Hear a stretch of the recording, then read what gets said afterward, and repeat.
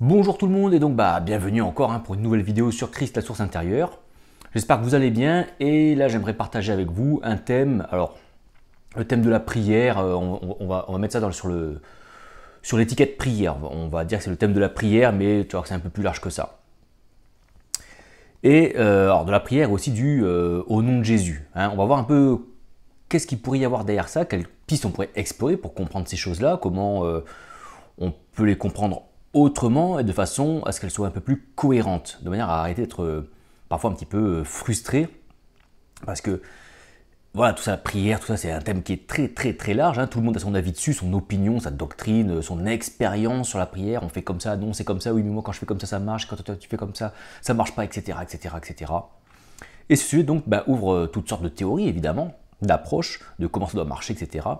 Et on peut vite se faire un nœud au cerveau dans sa foi, dans sa spiritualité, pour savoir pourquoi ça marche pas. Et moi je sais que, voilà, comme je suis quelqu'un qui se pose beaucoup de questions, parce que je ne suis pas un mouton qui croit ce qu'on lui raconte, moi j'ai besoin d'expérience, j'ai besoin de fondement pour asseoir ma foi, ma vie avec Dieu. Et donc c'est peut-être ton cas, peut-être que tout ce qui a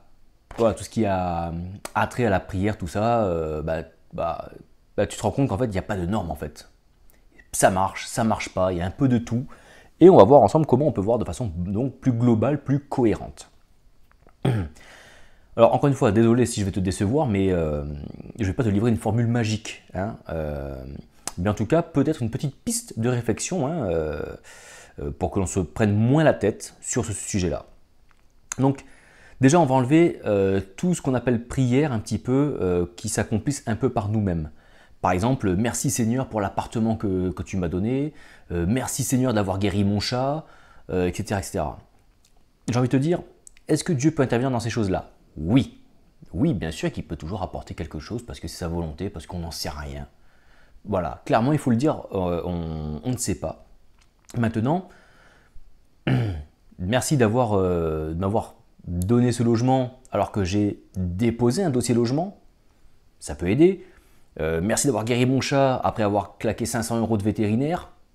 Voilà, tu vois, je veux dire, il y a un moment donné, on fait aussi beaucoup partie de l'équation dans la résolution, en tout cas dans l'accomplissement de la prière, si tu veux. Ouais, la piste de compréhension que je voudrais te partager ici est beaucoup plus générale. Si on prend encore une fois, c'est une métaphore que j'aime bien, des morceaux de puzzle, tu vois. On va trouver des indices, il nous faut prier le Père, au nom de Jésus, mais aussi au nom du Saint-Esprit ou par le Saint-Esprit. Il faut prier sans cesse, selon sa volonté. Et puis il y en a encore d'autres des puzzles comme ça s'appelle des versets, c'est les versets puzzle. Et plutôt encore une fois que, de tirer une doctrine de chaque verset, de chaque pièce, on va essayer de voir comment tout cela rentre dans la grande image de Jésus, dans la grande image de Christ, dans la grande image du tout, du divin. Et on va donc donner une cohérence à tout ça. Voilà, parce que ça fait beaucoup de choses pour prendre en compte, pour bien prier, comment on fait. Donc on va voir la grande image de tout ça. Jésus enseigne qu'il nous faut donc nous approcher du Père, du divin, du grand tout. Comment Il dit demander au Père. Donc comment on fait Si tu regardes mes vidéos, tu te doutes un petit peu que je vais te répondre, c'est par l'intériorité, évidemment. Parce que c'est dans la conscience que nous sommes de Dieu que nous le faisons au nom de Jésus. C'est-à-dire que au nom de Jésus, ce n'est pas une formule magique. Bon, ça peut-être que tu le sais. En fait, je ne pense même pas que cela nous soit demandé, même si je sais qu'il y a des passages où ils disent au nom de Jésus Christ, mais je ne pense pas que ça nous est demandé de dire, c'est pas une formule magique qu'il nous faut formuler. Tu vois ce que je veux dire? On ne prie pas au nom de Jésus, mais de Jésus le Christ, si on préfère. Et je pense que l'on confond trop souvent en fait Jésus et le Christ.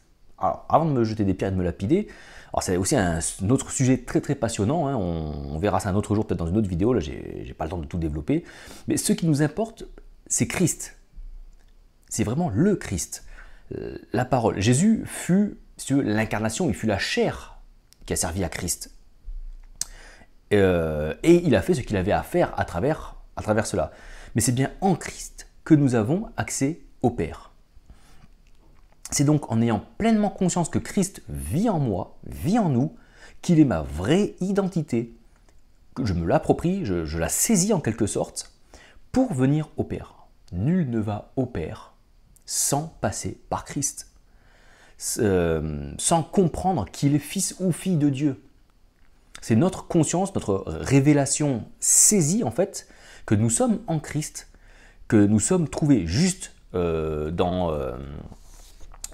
cet état de conscience en fait, que l'on peut communiquer donc avec le Père dans les cieux qui sont en nous. Et tout cela est désormais possible grâce à Jésus, puisqu'il a accompli l'œuvre parfaite qui nous a permis de prendre conscience que le voile entre nous et Dieu à l'intérieur est déchiré et qu'il n'y est plus. Et ça s'appelle l'avènement du Fils de l'homme. Voilà. Alors je te laisse 10 secondes pour digérer l'info, si c'est trop étrange pour toi. Mais c'est ça l'avènement du Fils de l'homme. C'est l'homme qui a accès à Dieu directement. Jésus en est la parfaite image, parfait exemple. Il est le prototype si on veut. L'humain a retrouvé donc l'avènement du Fils de l'homme, en fait, c'est l'humain qui retrouve son statut original. Enfin, après, bon, encore faut-il qu'il se retourne pour le voir et qu'il avance en lui vers Dieu pour s'approprier cette identité, évidemment. Et une fois dans les cieux, que nous sommes un avec Dieu, puisque le Père et le Fils ne font qu'un, ça je te l'apprends pas, quand nous entrons dans cette conscience active, si on veut, d'être fils ou fille, donc nous sommes un avec le Père, je me répète un peu, alors nous pouvons voir, entendre, percevoir tout ce qu'il y a dans le royaume pour nous et pour les autres. Cela s'appelle le discernement, c'est-à-dire voir sa volonté. Charge à nous après de bien discerner évidemment, et cela s'acquiert, je pense, à mon avis c'est l'expérience qui fait ça, et prendre ce que nous voyons dans les cieux pour l'amener entre guillemets sur terre, ou dans notre dimension, on va dire matérielle, terrestre, je ne sais pas comment on pourrait dire ça. Si c'est pour nous, il suffit de le saisir pour nous, pour se l'approprier. Si on voit quelque chose pour une autre personne, alors il suffit de lui transmettre par la parole, l'imposition des mains, aussi peut-être je pense. Et charge à elle aussi de se l'approprier. Alors je ne sais pas si tu vois le schéma ou pas. Alors tu vas me dire, alors que c'est bien beau tout ça, que ce que je raconte, pourquoi pas, mais j'ai oublié un élément, la foi. Et oui, qu'est-ce que la foi ? Là encore, on va me dire croyance, confiance, espoir, bref, comme vous voulez. La foi, pour moi, c'est la vie de Dieu. Ça, c'est la foi. Celui qui vit par la foi du Fils de l'homme et non pas dans le Fils de l'homme. En gros, ce n'est pas croire en Jésus la foi. C'est croire en ce qu'il a accompli et dont l'avènement est aujourd'hui. Que nous sommes en Christ, fille, fils de l'homme, fille, fils de Dieu. C'est ça, avoir la foi. C'est prendre cette conscience-là. Qu'il n'y a plus de temple, qu'il n'y a plus d'intermédiaire, que Dieu est en nous, qu'il vit en nous. Et c'est l'avènement du Fils de l'homme. C'est une nouvelle, entre guillemets, sorte, nouvelle race d'humains, si tu veux, qui a la possibilité en tout cas de retrouver son statut original. Et il y a une traduction de la foi que j'aime particulièrement, c'est adhérence. La foi, c'est l'adhérence. Et l'adhérence, c'est quoi ? C'est un état, pour une chose ou une personne, d'adhérer à une autre. C'est-à-dire d'être collés, de ne faire plus qu'un seul corps, de deux corps, de ne faire plus qu'un seul corps. Ils sont collés, ils sont communiés, solidifiés entre eux. Ça, c'est l'adhérence. Et ça vous rappelle rien, ça ? Ça vous rappelle pas une histoire que raconterait Paul ? Ils ne forment plus qu'un corps, c'est là le grand mystère de Christ. C'est fusionner avec le Père, c'est rentrer dans le royaume. En fait, tout ça est lié au final. Mais Christ est l'état dans lequel je vais pour prendre conscience de mon identité de fils ou de fille. Ainsi, je peux agir au nom de Christ, au nom du Fils, puisque c'est une conscience que je prends, c'est un état que je prends, une autorité que je vais saisir, dont je vais prendre conscience et qui va prendre vie à travers Christ en moi. Donc, voilà, si je veux résumer, je résume vraiment à fond, cela me permet, en tout cas, finalement, de ne faire plus qu'un avec le Père et d'être dans le royaume afin de voir ce qu'il y a dedans, c'est-à-dire la volonté du Père, tout simplement. Je vais au Père au nom du Fils pour voir sa volonté. Je ne fais rien de par moi-même. Tout ce que je fais, c'est ce que je vois du Père dans les cieux. Alors c'est presque trop simple, j'ai envie de dire, mais certains me diront aussi, moi je fais pas comme ça, et puis il y a des ministères de guérison, des grands ministères d'intercession, on a besoin de ça et tout. Ok. Et effectivement, ces ministères vont apporter des guérisons, des miracles, plein de choses, hein, tous les jours, soit par des ministères, soit par des individus. Hein.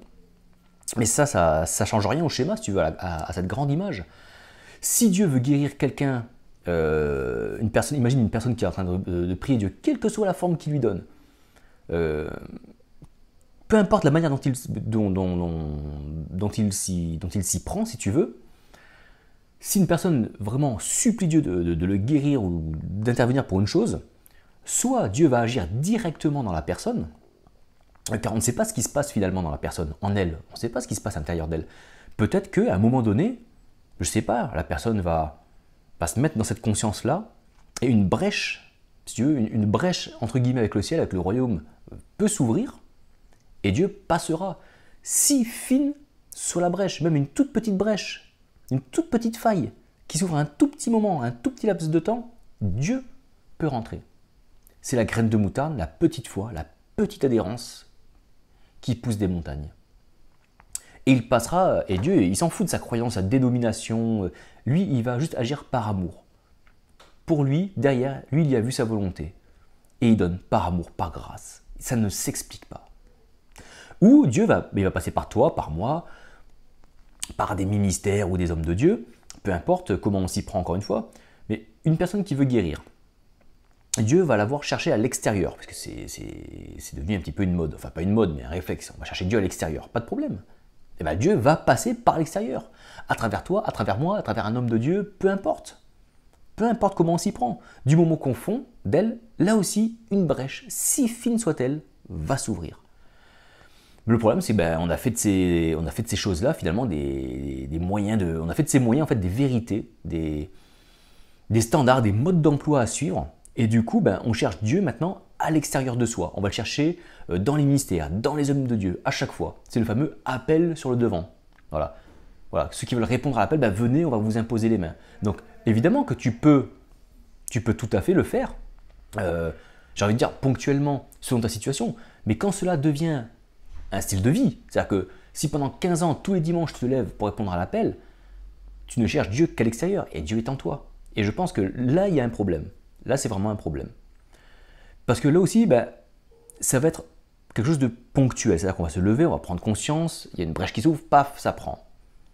Et on dit, on a prié, c'est venu. Et pourtant, on dit de prier sans cesse.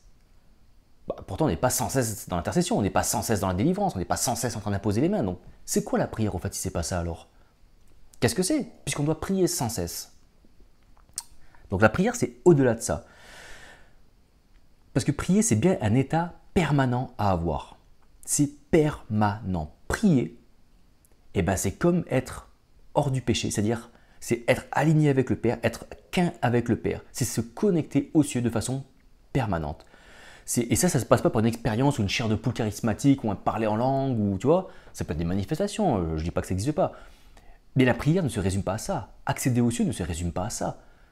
C'est un état de conscience permanent. C'est pas juste, c'est pas une, comment dire, c'est une expérience. Ça peut se transformer en expérience, si tu veux, qu'on va appeler surnaturelle, qu'on va appeler mystique, que l'on peut appeler pentecôtiste, qu'on peut appeler de l'esprit, qu'on peut appeler ce que l'on veut.